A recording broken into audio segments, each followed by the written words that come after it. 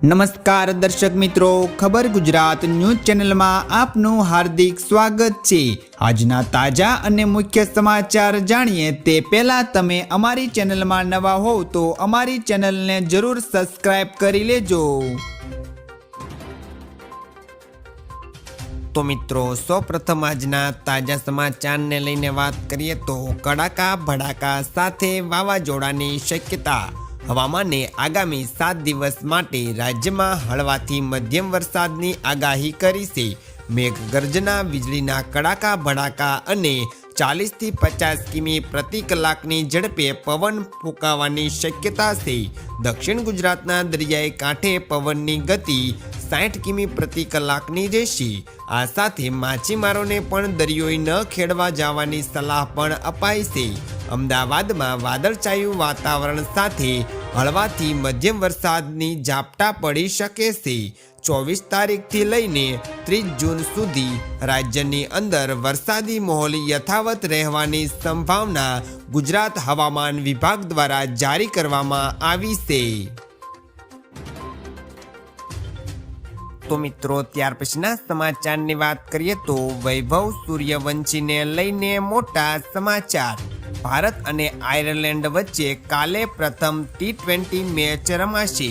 આ દરમિયાન દરેકના મનમાં પ્રશ્ન એ છે કે શું વૈભવ આંતરરાષ્ટ્રીય ક્રિકેટમાં રમશે કે નહીં રમે। નિષ્ણાતો પણ આ પ્રશ્ન અંગે બે જૂથમાં હોવાનું જણાવાઈ રહ્યું છે। કેટલાક નિષ્ણાતો માને છે કે તેને તક આપવી જોઈએ, સાથે જ કેટલા એવું પણ કહી રહ્યા છે કે વૈભવ પાસે હજુ પૂરતો સમય છે। રિપોર્ટ અનુસાર અભિષેક અને સેમસંગ આયર્લેન્ડ સામેની મેચમાં જોવા મળી શકે છે। તો મિત્રો, ત્યાર પછીના સમાચારની વાત કરીએ તો સોના ચાંદીના ભાવમાં ઘટાડો। આજે સોના ચાંદીના ભાવમાં ઘટાડો જોવા મળ્યો છે। MCX પર આજે 24 કેરેટ સોનાનો ભાવ 1450 રૂપિયાથી ઘટીને 1,43,000 પ્રતિ 10 ગ્રામ પર થયો છે।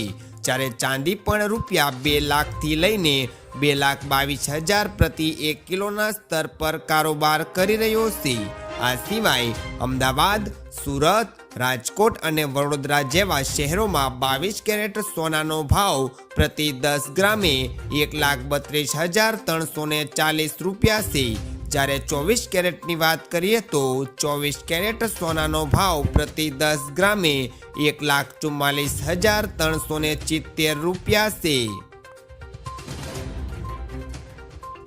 તો મિત્રો, ત્યાર પછીના સમાચારની વાત કરીએ તો સવારમાં ખુશ ખબર, સરકારનો મોટો નિર્ણય।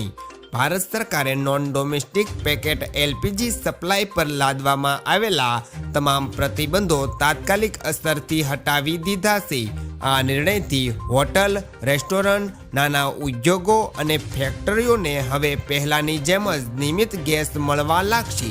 યુદ્ધને કારણે સ્થાનિક ગ્રાહકોને પ્રાથમિકતા આપવા અને નિયંત્રણો મુકાયા હતા। હવે સપ્લાય પુનઃસ્થાપિત થઈ ગઈ છે અને બલ્ક LPGનો પુરવઠો પણ આંશિક રીતે ફરી શરૂ કરી દેવાયો છે। તો મિત્રો, ત્યાર પછીના સમાચારની વાત કરીએ તો પેટ્રોલ ડીઝલ સસ્તું થવાના એંધાણ। વૈશ્વિક બજારમાં હોર્મુઝ ખુલતા જ ક્રૂડ ઓઇલની કિંમતોમાં મોટો ઘટાડો નોંધાયો છે, જેના કારણે ભારતમાં પેટ્રોલ અને ડીઝલ સસ્તું થવાના અણસાર છે। અમેરિકન ક્રૂડ ઓઇલની કિંમત ઘટીને $70 પ્રતિ બેરલથી નીચે આવી ગઈ છે। આ સાથે બ્રાન્ડ ક્રૂડ પણ ઘટીને $73.50 પર પહોંચી ગયું છે। ક્રૂડ ઓઇલ સસ્તું થતાં સામાન્ય જનતાને મોંઘવારીમાંથી મોટી રાહત મળી શકશે। તો મિત્રો, આ હતા આજના સૌથી અગત્યના મુખ્ય સમાચાર। આવા અગત્યના અને મુખ્ય સમાચાર જાણવા માટે તમે અમારી ચેનલમાં બન્યા રહો। આભાર।